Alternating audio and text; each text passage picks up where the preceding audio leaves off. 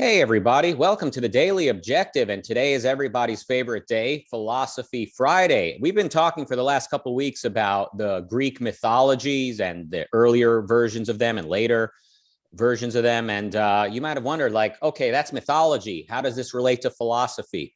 Oh, in many ways. Today, we're going to be talking about the relationship between the myth of Prometheus and Ayn Rand, the namesake of this very channel. Real quick reminder, we're coming to London in barely over a week or barely 2 weeks, whatever it is, March 28th, that whole week, we're going to be live, lots of free events, lots of event stuff you're going to want to be at, special members only stuff happening as well. Trust me on this, you're going to want to be there in the week leading up to Ayn Rand Con. And then the day after Ayn Rand Con, which is April 4th, special event with me, the details of which will be announced right now. I am going to be reuniting with my good old friend, Sargon of Akkad, or as this generation calls him, Carl Benjamin. We got some unfinished business, some stuff to talk about. Whatever happened to you, man? I'd love to catch up with that guy. If you're unaware, I spoke to him about Ayn Rand and objectivism on the internet some years ago. Back, this was such a long time ago. Carl was fighting for liberty, for individualism in some respect. It's going to be interesting. It's going to be interesting to catch up. So anyway, enough with the announcement. Let's get down to business. Let's talk to the myth himself, the myth of this channel. It's Jason Rheins. Shabbat shalom. Shabbat shalom. Yes. Funny little bit about a myth. Sargon of Akkad founded really the Akkadian empire, which is the precursor to the Babylonian and Assyrian empires. And there are enormous mythological sort of stories told about him. He was a real person, it seems, but kings back then had really big myths told about them, that they were gods or the children of gods and all kinds of things. Anyway, one story told about Sargon is that as a child, he was placed in a basket and sent down the river, the Tigris or the Euphrates, I forget which one, until he was recovered by a royal household. So the story of the kind of Moses as foundling in the river basket sent by Yocheved and recovered by the princess of Egypt. Well, Miriam in one version watches, but she's recovered by an Egyptian queen. Okay. A princess. That's actually an older story about Sargon, or at least it might be older than Sargon too, but it's at least that old. Wow. I never realized the original historical figure, Sargon of Akkad, or at least the story of Sargon, is the sort of early proto-Moses, it sounds like. I won't keep us much longer from the mythology, Prometheus stuff in Rand, but just one other tidbit. In the Hebrew Bible, when the story is told about Moses, it's used to make a folk etymology for his name.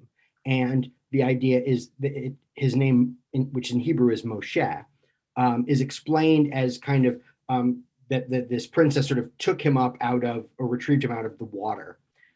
That's a false etymology. That's not where the name comes from. It's actually an Egyptian name.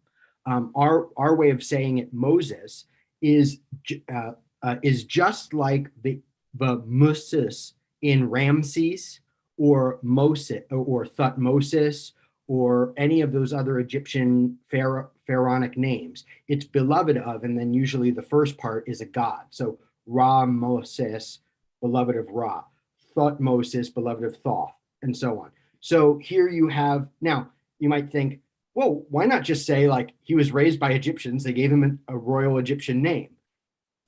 Yeah, you get a folk etymology in Hebrew. Anyway. Wow. And how do you know all this stuff? I'm kidding. Go ahead.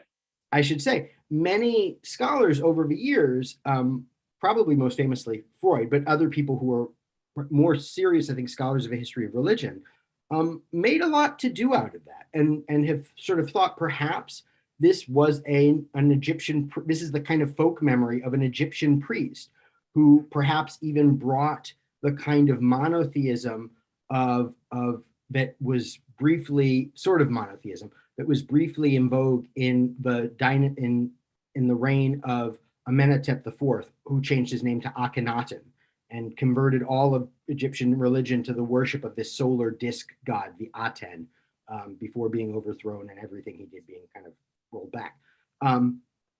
People have speculated, so it's been much food for discussion and thought.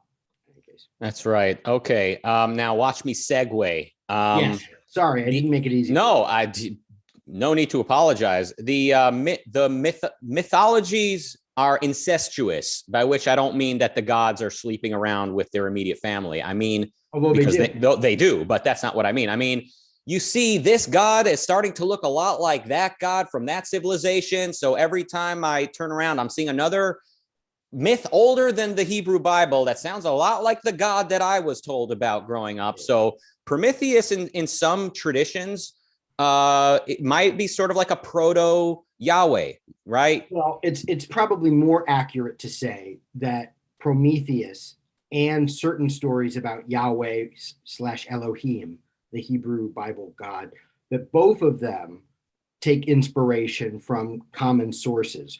I don't think there's any reason to think that that at the formative period we've looked at, say by the classical Greek age, Hebrews have really encountered the Greeks, or the Greeks have really encountered the Hebrews. The first possible mention of a Jew or Jews by Greeks comes from a sort of fragmentary report from one of Aristotle's students. So we're talking about the early 3rd century BCE, right? Like 300 BCE. So the time that, something like the Plato's myths or Aeschylus's plays, and certainly like Hesiod's epics and so on, or poems are written, they don't know about these people, and vice versa. Right. So it's like when people would try to deny evolution, they would mock it and say like, oh, so you're saying a couple of chimpanzees had a human one day? And it's like, no. Humans and the monkeys and the apes have a common ancestor, and that's probably true, or is definitely true for many of these varying myths that resemble each other. Yeah. Now, I should say, in the case of myths, we try to use genetic, in a sense, methodologies to try to figure out what came when and what comes from what. But it's much less exact than in the biological case. And even in the biological case, if you don't have genetic information, if you're just relying on fossils, it can be in some respects inexact. But we sort of do our best to try to guess what is a vertical relationship, a relationship of descent and influence, versus what might be a kind of horizontal relationship. So in some cases, and sometimes even the distinction breaks down. So this, culture A may not be a sort of descendant culture of culture B, but they might trade with culture B and enjoy this story that they have, and they pick it up. And then they give it back to them in a different form, and now they have it. So it can be tricky to figure out what's a borrowing, what's an innovation.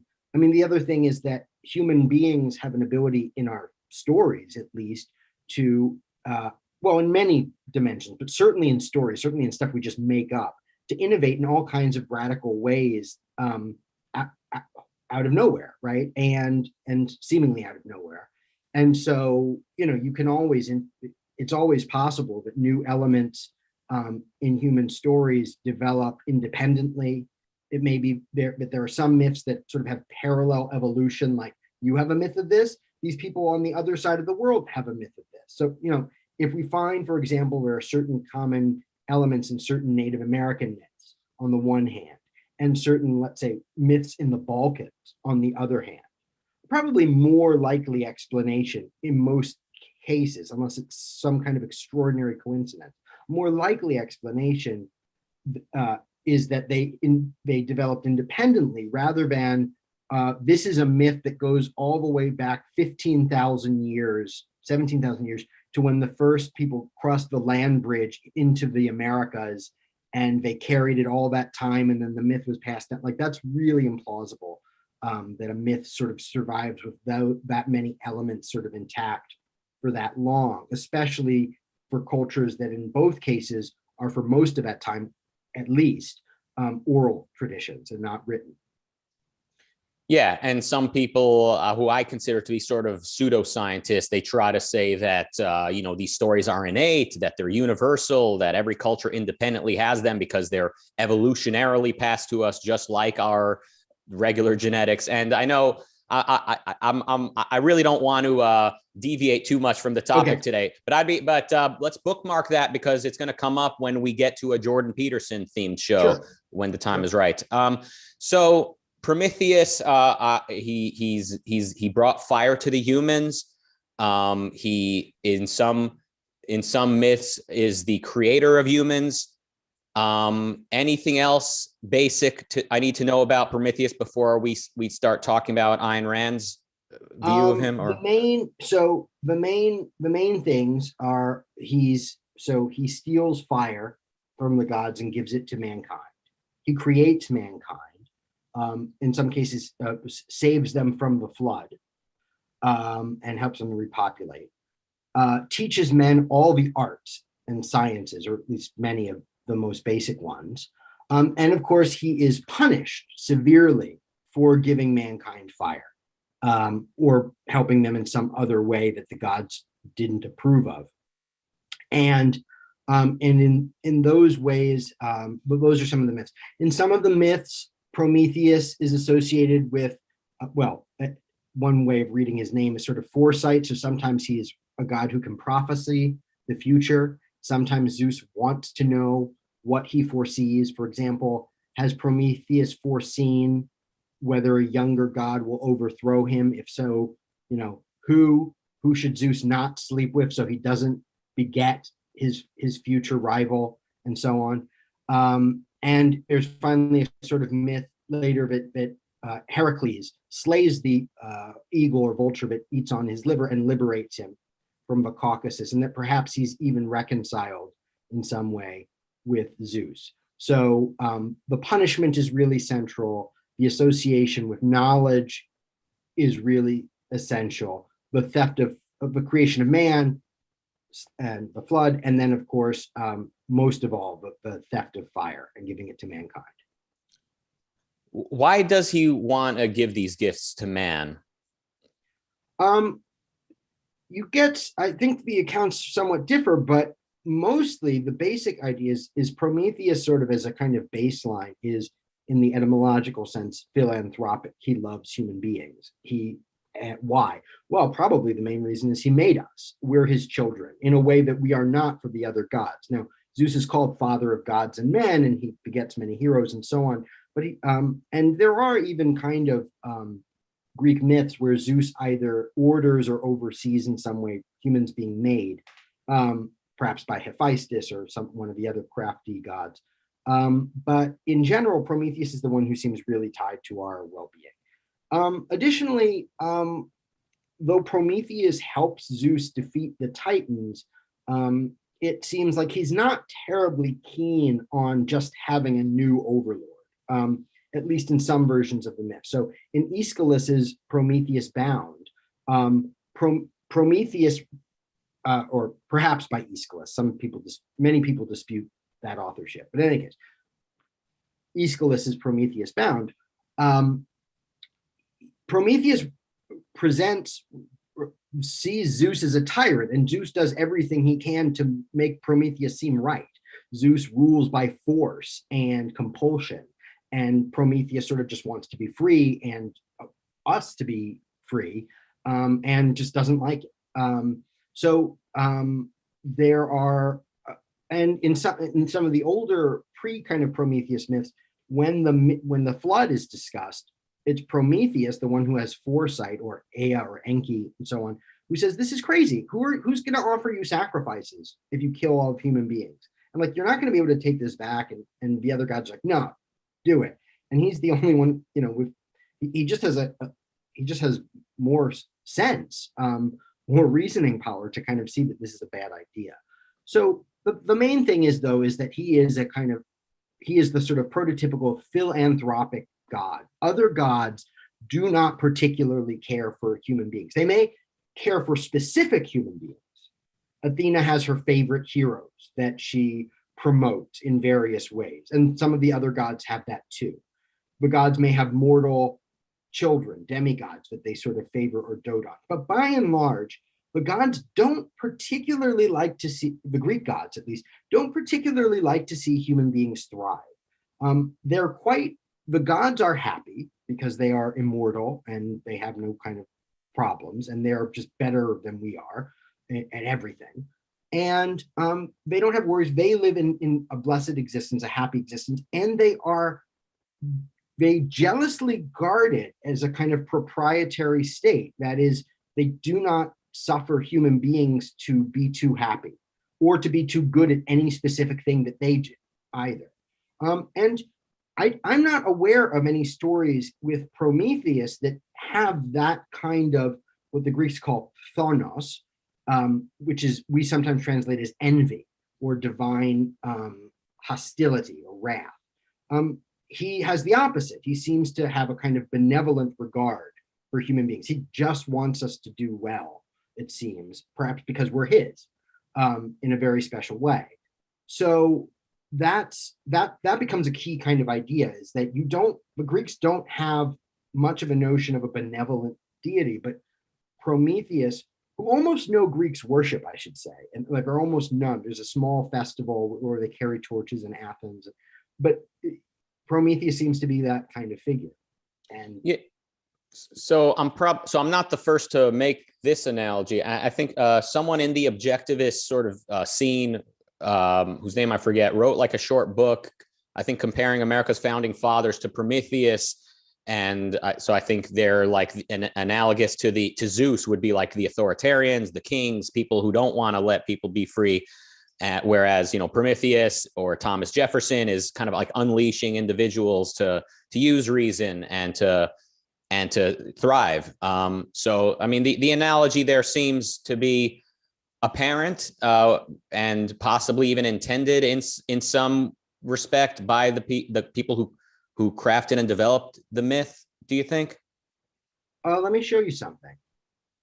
That's Benjamin Franklin, Drawing Electricity from the Sky by Benjamin West, about 1816. Mm-hmm. Franklin was, in his own day, a rock star, a scientific genius, seen as a philosopher, a statesman, a wit, a diplomat, and everything, and kind of really raised the profile of these colonists from sort of backwater people to people that sort of some Europeans were like, these people are going to be the future. Like, they're doing everything. Anyway, here's his famous kite experiment where he demonstrates that lightning is an electrical phenomenon.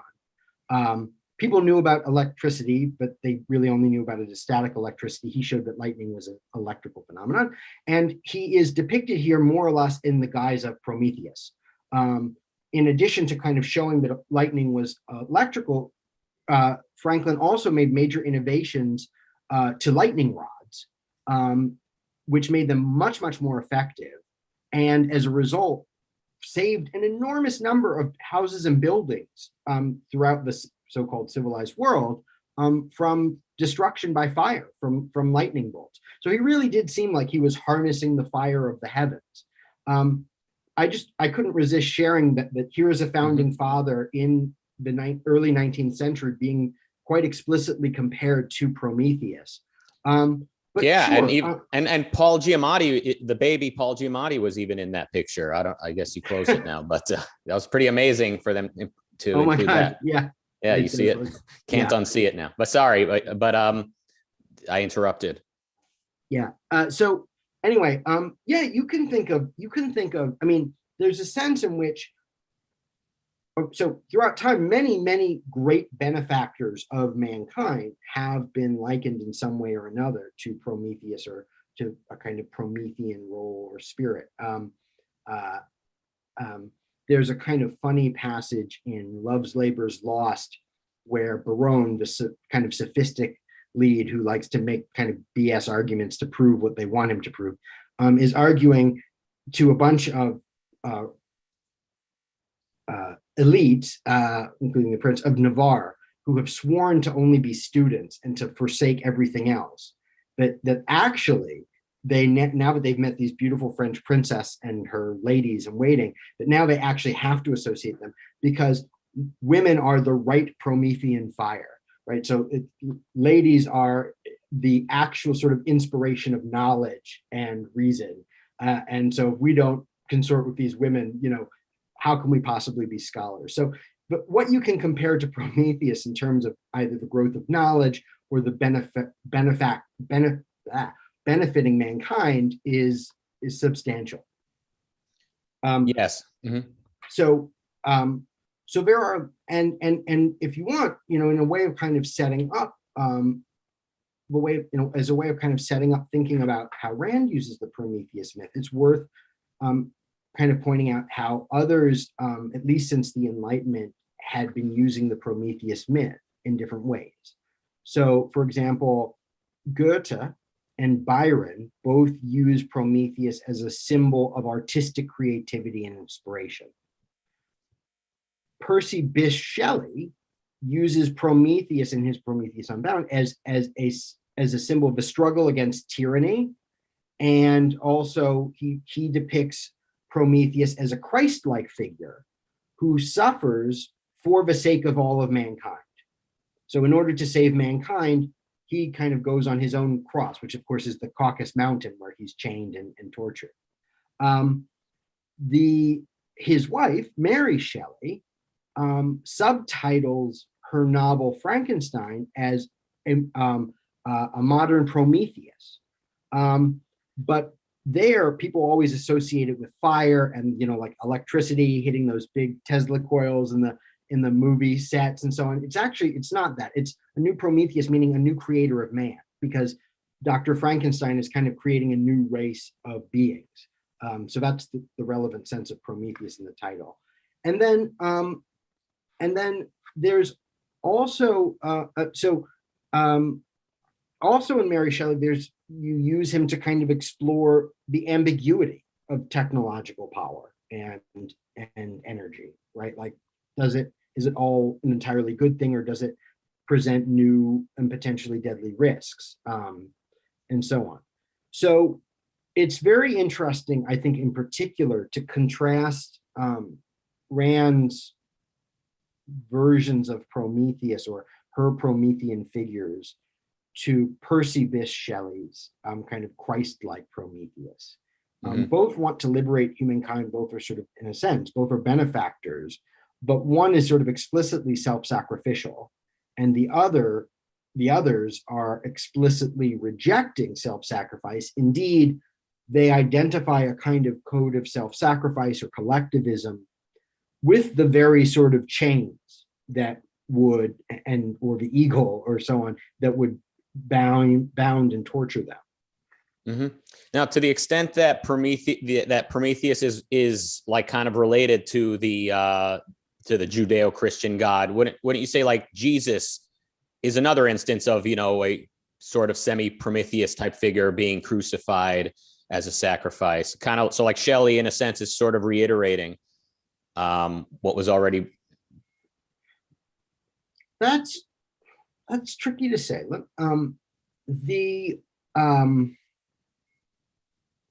the idea is that, so in a certain kind of Christology, I would say now it's just mainstream Christology in one element. Jesus is sacrificed by God to repent or purge the sins of mankind and offer them a possibility of life beyond death. And in some versions, it's even a kind of way of sealing a new covenant with mankind, of offering God's Son as a sacrifice. And Jesus is what's become or standard Christian Christology. Jesus is God and always was God, but also was man, but always was kind of God, which was not how many early Christians saw it. Many early Christians thought Jesus was born a man and God adopted him, or he was all God and no man and was just a kind of hologram of a man. All kinds of views. Much more diverse number of takes on Jesus back then than now. in this deep sense. Okay, so but in any case, Jesus is, kind of sacrificial lamb. Many people point to the binding of Isaac as a kind of precursor or prolepsis, a kind of a foreshadowing of Jesus. Christians look to that part of the Hebrew Bible and say, this is foreshadowing Jesus. But you don't see I don't think you find in classical or archaic Greek myth any kind of notion that Prometheus is a sacrifice.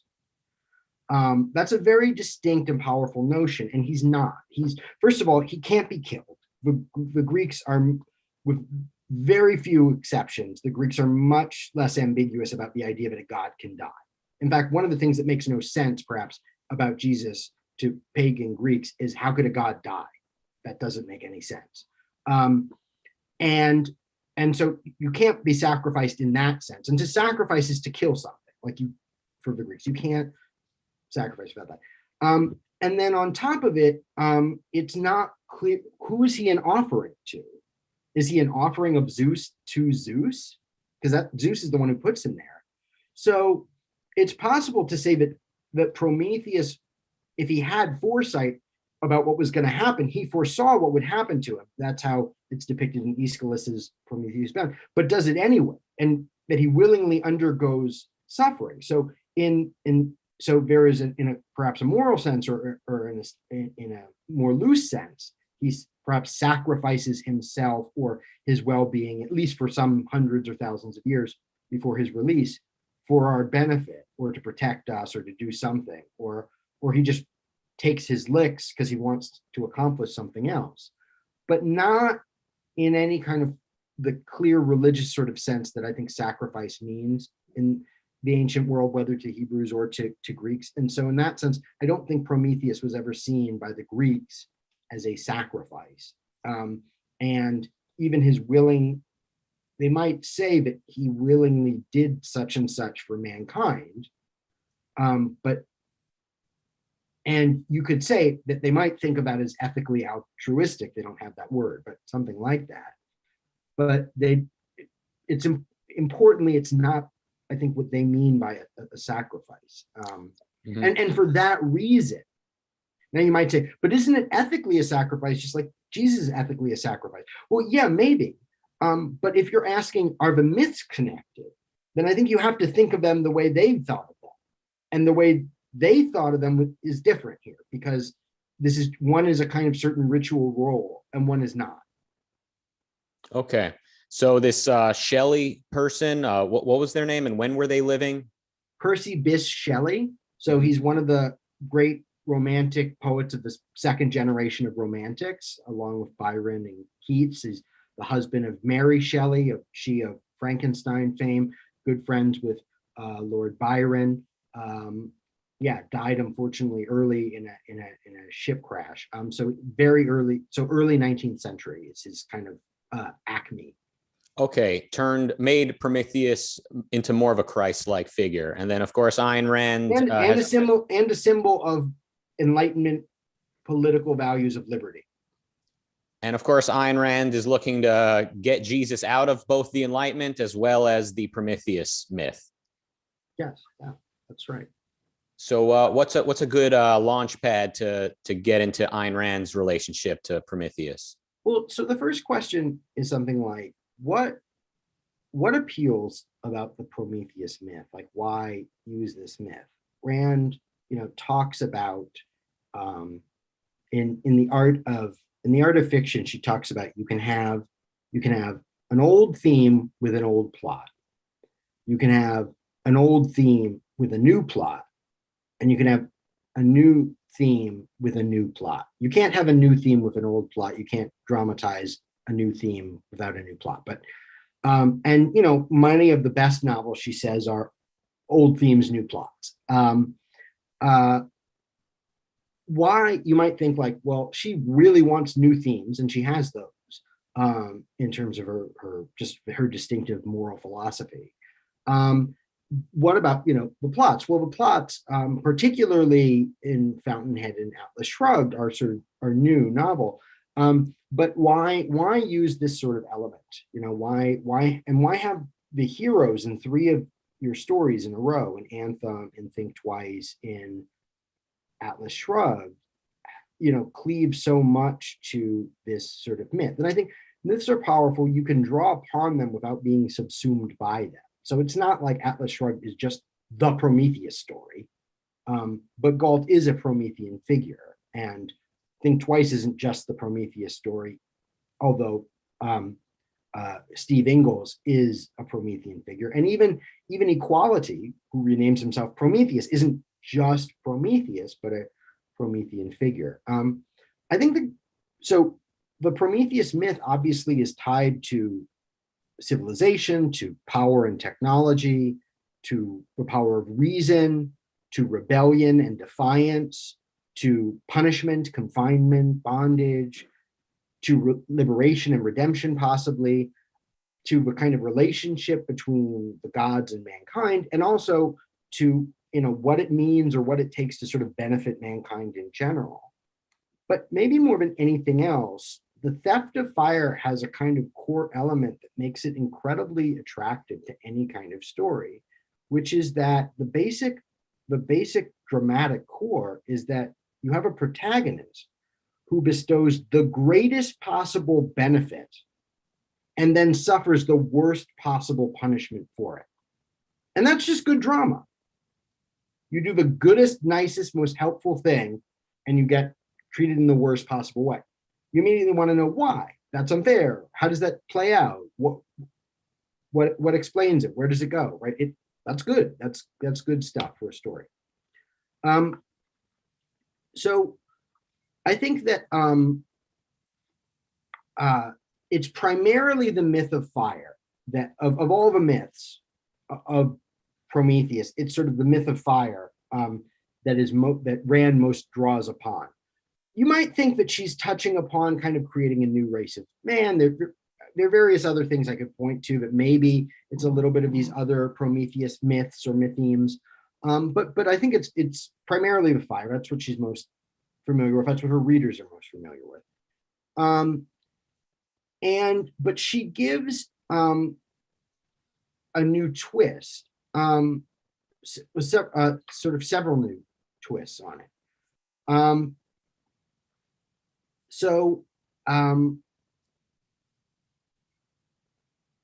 Since antiquity, Prometheus is used to sort of link reason. He is a sort of middle term between reason and human survival.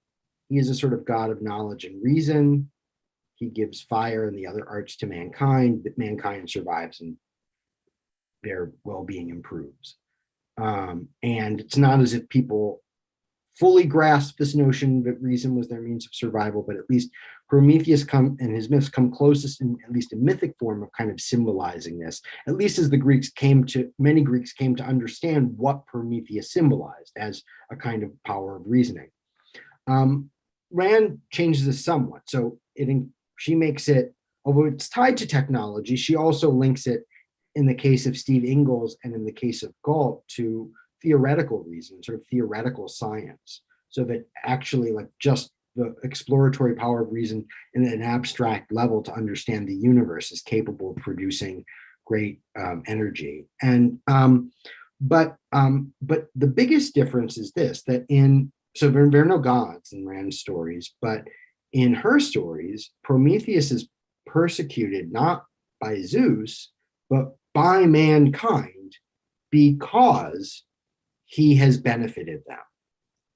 And there's that famous bit in Rourke's courtroom speech that the first man who invented the wheel was probably racked upon it, or broken upon it. But the man who invented fire was probably right. So so envy is not a divine force, but a human force. Thaunos, as I mentioned earlier, it's the resentment of people who want these things, maybe think they're entitled to these things. And there is a kind of notion that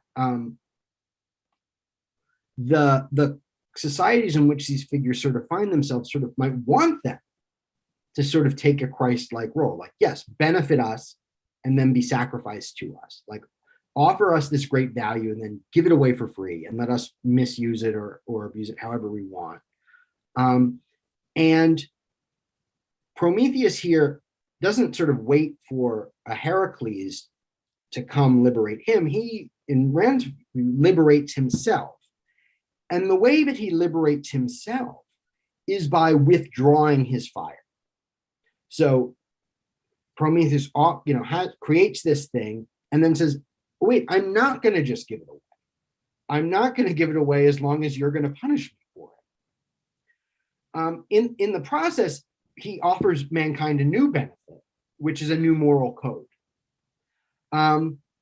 But the way that that Rand sort of conceives it is that something like sanction of the victim and altruism are the chains, and egoism is the liberation of this force of the mind. And so her Promethean figures are sort of a reversed Christ, Antichrist, if you want to be cheeky, in that he has to choose to not sacrifice himself, to not sacrifice the best that is possible. And he must teach mankind an anti-sacrificial morality through his example. And that's also present in Rourke's demolition as well, right? I gave you this, you're going to use it for this thing, this project. No, I'm taking it back, right? And by doing so, I show you, like, this belongs to me, and you don't get to just claim this because you want it or need it, because you need it. So, quote you supposedly. Yeah, that's the like old school version. Like, I'm giving you this to use a certain way, but the John Galt sort of incarnation is saying, like, just don't punish me for it. Like, don't resent me and envy me and then punish me for giving you this gift and leave me alone. I mean, he doesn't emphasize, I don't think Galt is sort of motivated by, like, resenting the fact that he doesn't get more accolade. He's never really pursued it. I don't think he cares about that, but he at least doesn't want to be punished for it, or other people to act as if it belongs to them, or he is their slave, at least morally speaking, precisely because he can do so much. And it's interesting that it's not only his motor, which is a source of energy and light, that he withdraws, although he does. It's also the motor of the world, which is the mind, which the Promethean fire has always symbolized. And so in this case, it's not only he's withdrawing the symbol of the mind in his strike, he withdraws the mind, which is to say the mind of actual creators who can use their minds. And that without them, not just the biggest Prometheus, but all the other Promethei, right? Like, they are the proponents of self-sacrifice have to collapse, and those who are sort of in the middle can try to turn to something better. And it's like fascinating the way Rand sort of introduces her ethics. It's not just like, here's a new theory of ethics. It's like this dramatization where, like, this sort of like new Prometheus type of figure is like confronting the whole world and all of mankind and saying enough is enough. Like, here's a new ethics, like a new fire, but the shenanigans end here. It's pretty amazing. And I mean, the link between mythology and philosophy should not be a mystery to anybody at this point. I think don't get me wrong. You mentioned, like, the Peterson stuff. I guess he's get inspired by Jung and Campbell and others. I think there are limits to what myth can tell us in certain respects of philosophy. I think sometimes stories from different cultures, civilizations can tell us something about their worldview. That's what you would expect in art or in literature or even pre-writing. But on the other hand, you can also go too far. There's a kind of weird esotericism where you sort of plumb the depths of different myths and you look for certain patterns and you think, like, well, now I'm going to discern, these hidden truths in them and so on. And I think ultimately, like, it's interesting to find these themes and ideas in myths. But at the end of the day, myth is not the ideal vehicle.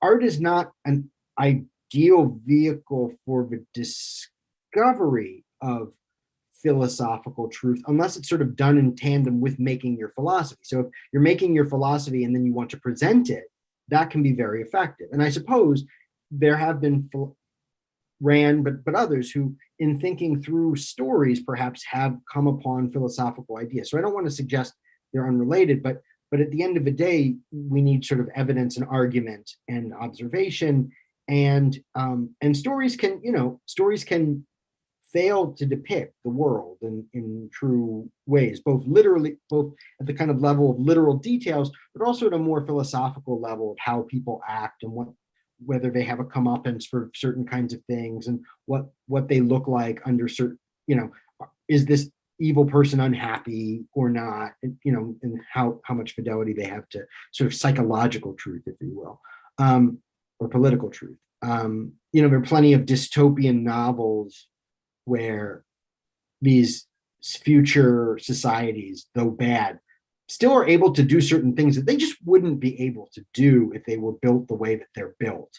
And this is, I think, a kind of point in favor of sort of Anthem, like with a kind of with certain level of collectivism, like you couldn't have a highly sophisticated technological society that at the same time tells people to not use their minds, right? That's not feasible.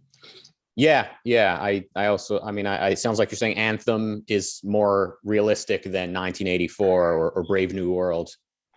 I don't know if it's realistic or not. I mean, I suspect that even I'm not even sure Rand thought that you could ever really have a society that could fully like extirpate the concept of I in the way that it depicts. She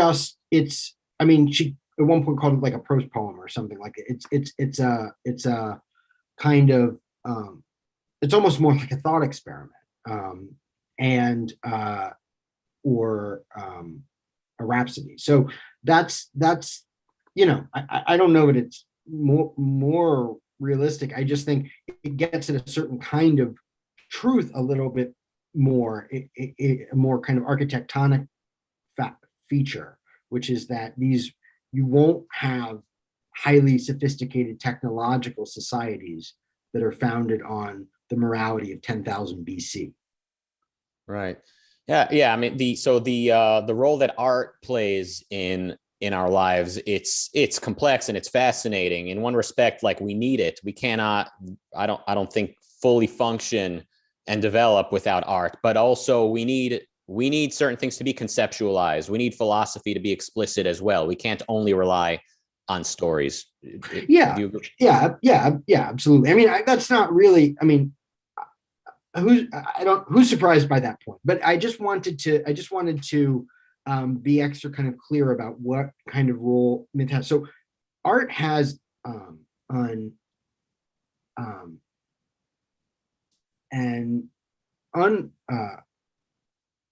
a indispensable role in dramatizing and rendering perceivable, retainable, experienceable philosophies that philosophies on their own considered as abstract systems can't do. And people since Plato have seen that. As much as Plato is a kind of critic of all these various Greek myths and the lies that they tell, he also thinks you need to tell stories. You need to, even philosophers need to tell stories to themselves to kind of fully bring the soul on side, so to speak, to fully kind of persuade us and get us to see things a certain way and feel a certain way about them. And I think this is true. And so so look, I think it's just sort of fascinating to study myth in general, regardless of sort of its link to philosophy. I think it has even more interesting things to tell us, or has other and new interesting things to tell us when we look at it through philosophy, and then even more when we look at what can myths or what can stories sort of do for a philosophy, not just what philosophy is in myths. Right. Okay. Read some super chats. We Yeah. got so Christopher with some Canadian dollars is saying thoughts on Exodus, Gods and Kings. Are you familiar? Is that a TV show or something? A series? Like, I mean, obviously it's the name of one of the books of the Bible. Exodus, Gods and Kings. Maybe it was a History Channel thing. I don't know. Anyway, well, maybe if you do Google it or something, we'll come back to it. Jonathan. It's Yeah, a movie. It had Christian Bale as Moses. Okay. 2014. I didn't see it. I'm sorry. I couldn't I have no thoughts on it. I didn't see it. Well, and I'm surprised at a time where everyone's demanding that only trans people play trans characters, etc., that they would let Christian play King of the, Moses, the Hebrew guy. But yeah, it's a little dad joke there, a little bit of highbrow humor. Jonathan, thank you. Jonathan, again, thank you. Enric with $4.99 says, how do the different temples reflect the culture of those people? Well, we have to look at different specific features. So some people will point out that Greek temples, for example, are always positioned on an east to west axis. So to face the rising and setting suns. They are built in some sense to resemble a kind of house, but a sort of royal house for the gods, so kind of fit home for them. And you can look at the specific art styles of these temples as both the artistic style, as well as what they depict, to get some sense of what these people value and how they think they should honor their gods, or what it is that they're honoring at all. If you look at, say, the Parthenon famously, and the metopes and the pediments and so on, it's clear that they are, while they're honoring Athena, Athena is also the goddess of Athens, and it's the same word, Athena. And so it is also honoring themselves in honoring her. There's a kind of identification there. And some people say, in the battles of the Amazonomachy, or in the Centauromachi, the Lapiths fighting the centaurs, this sort of symbolizes Greeks versus foreign barbarians, or them against the Persians, or something like this, where they're on the kind of side of the human and rational as against the wild and barbaric, and so on. So you can look at those kinds of things, and you can take them as kind of clues of importance. You can see, for example, how in other cultures, gods are depicted, what they're depicted as doing, what kings are depicted as doing, for example. So there are certain places where temples are about projecting the power of the person who built them, as a kind of extension of royal domain, or they are built as a way of tying the ruler to this god and saying that in some way they're the same, or they're parallel, or I'm descended from him, or I'm favored by this god, or certain things like that. And then other temples that avoid anthropolatry, worshiping humans, treating people like gods. And of course, one other bit is that you have a big distinction between, at least in the case of the Hebrews, and then later in the case of Islamic mosques and continuing in Jewish temples and so on, aniconism. So just an anidolatry, a rejection of engraven images, a rejection of depiction of God in any sense, and that tells you something perhaps about what their priorities are in terms of how they view the divine, how they view it in relation to people, what they want worship to look like. And I think that's significant. So I haven't said specific things here about, well, these people's temples tell you this, and these people's temples. I said a little bit like just the Parthenon, that might be a famous example because I know some objectivists have talked about it in the past and what it symbolizes and compared it to other kinds of things. I think that, people tend to make their temples especially really the big ones and the ones that, the monumental ones that survive, they tend to make them the best that they can make. These are for their gods, after all. And, sometimes their technology at a given time is limited. Now, over the span of centuries, why do some people's technology advance and others not? That's a good question about their culture. But I think that it's easier to read values off of iconography, or the lack of it, and other kinds of symbolic positioning and statement than architectural features as such. That's not that they have no philosophical meaning, perhaps. It's just that at any given time, people are probably using the kind of architectural features they have. They might make a few innovations here and there, but unless they're sort of, it's, I think the meaning is more in the symbols, the statues, the inscriptions, at least that we can get a sense of. Mm-hmm. And then Christopher asks, is Prometheus fire a metaphor for knowledge? It has been, yes. Yeah. Yeah. But it's also just been fire, and it's also been technology. Yeah, it has been. But it's but sometimes it's just more literally fire. But then fire allows you to do lots of other technologies and survival behaviors. So it leads to knowledge, or allows knowledge in practical application. Yeah, I mean, nobody would have, come up with the quadratic formula if fire had never been invented. Let's face it. Or even more simply, like, you can't have cooking without fire. How would you learn how to cook? Or you can't make metal tools without fire, right? So those kinds of knowledge are immediately tied to fire. Yeah. Fire, literal fire is a great gift. And a few people were discussing who the girl on the Starbucks cup is. I think it's Queen Esther. Are you aware if that's true? I thought it was a mermaid. I don't know. That's what some people are saying, but I've heard like the crown. I'm trying to remove the sleeve. Like the crown is supposed to be Queen Esther from the Book of Esther. I guess we don't know, or we can go with mermaid for now. I'll more likely Astarte than Esther, but so now Esther's not even good enough to be her own thing. She's got some shared ancestry with the other. I thought the book Starbucks siren. Yep.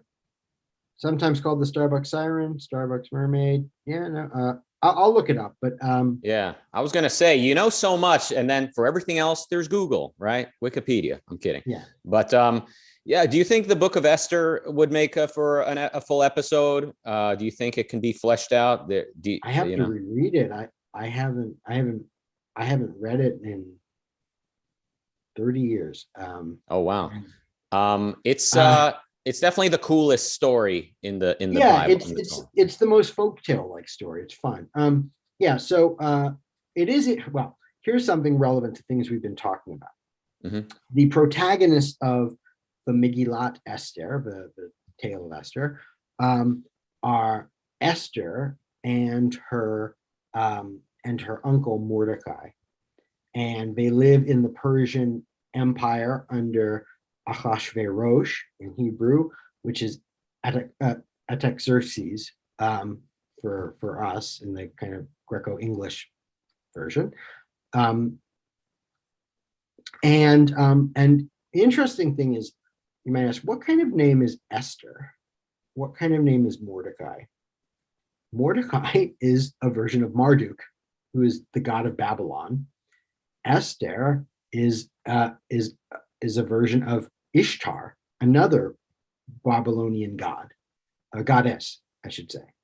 So you have these Jews living in the Persian Empire with the name. It takes place in Shushan in Hebrew, which is the Persian capital of Susa, and to this day, by the way, there are Persian Jews who have the name of Shoshani. Anyway, so it's in part, and she marries a Persian king, and no one's like, oh no, she's marrying a non-Jew. It's like, she's marrying the king. That's good for us Jews. And this Jewish guy Mordecai becomes an advisor eventually, and so on. And so it's one of the interesting things. It's an assimilationist story, or at least it has elements of that, right? These are Jews with the names of foreign gods, right? Living in a foreign empire and doing pretty well, and then trying to deal with people who are envious of the Jews and want to prosecute them. Mm-hmm. Yeah, well, early on in the story, it's anti-assimilation, because the Jews or Hebrews were being invited to this feast and they didn't want to go because there was going to be food there that was not, meeting the dietary standard. So, yes. Yeah, it has, yeah. It's not right. It's not totally comfortable where it's situated. Yeah. But it is the one story I believe in the entire Torah, the entire Old Testament, and probably obviously the New Testament, but I don't know. But definitely it's the one Jewish part of the Bible that has no mention of God at all.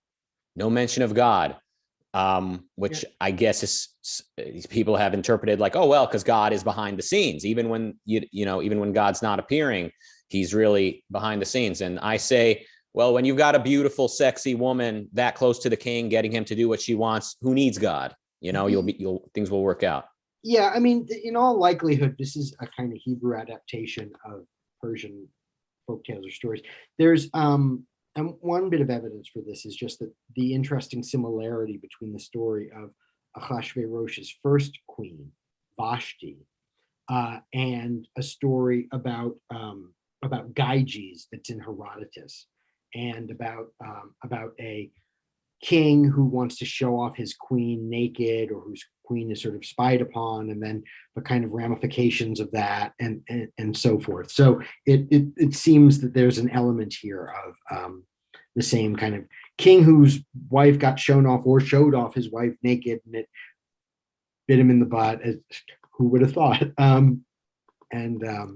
Yeah. It could make a great HBO show, like Game of Thrones style series, with the part where Haman trips and falls onto Esther, and then the king walks in. What's going on here? Yeah. It's a fun story. All right. Final question: why are so many of those books green? What is that? Is that like one encyclopedia series or something? Oh my God, more than I thought. Oh, if it can be answered in less than 2 minutes. These are books in the Loeb Classical Library, which is it's a series about 100 years old, out of Harvard, a little more than 100 years old. And the green ones are the Greek, and the red ones are the Latin. And then these are Oxford classical texts and a bunch of other things. So they are a series.